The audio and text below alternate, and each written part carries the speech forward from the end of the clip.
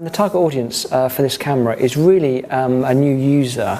We are not essentially targeting the traditional EOS buyer, but what we'd like to do is attract more people into what an EOS can actually give them and to what EOS image quality is all about. So we've made this camera incredibly simple to use, in that if you've ever used one of our compact cameras, or any compact camera for that matter, you could pick this up and straight away start using it without feeling intimidated by all the buttons or all the controls that are on the camera. We're not necessarily the first people to bring technologies to market, but when we do bring them, we do feel that we give a very, very good execution.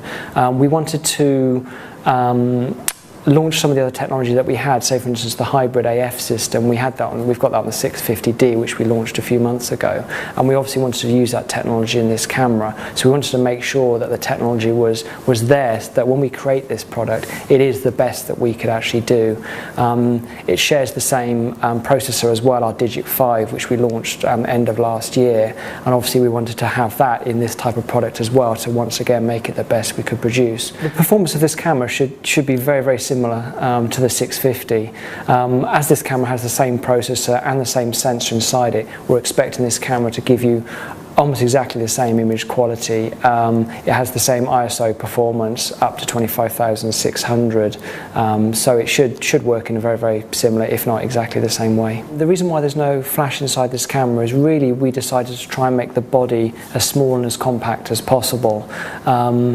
And also what we're finding with the low light capabilities of these cameras now, people are less likely to actually use flash. So we decided the best execution for this was actually to have a separate small flash unit, which is included free of charge in the box, which you actually have to clip onto the top.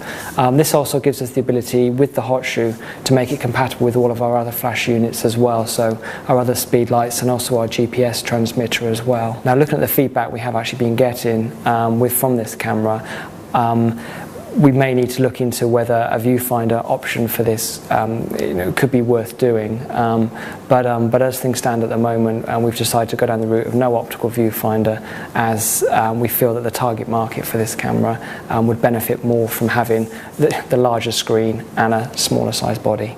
We don't see the EOS M as replacing the entry-level SLRs, as we feel that the EOS M is actually for a different type of customer. The entry-level SLRs are fantastic for people who really want to get into the sort of hobbyist side of photography, so they'll want to learn about their shutter speeds, their apertures and their ISOs, and they'll want to really learn how to take their photography forward. This camera, the EOS M, is really aimed at people who want SLR style image quality, but they want something very quick and very easy and simple to use, and that's really where the EOS M comes in.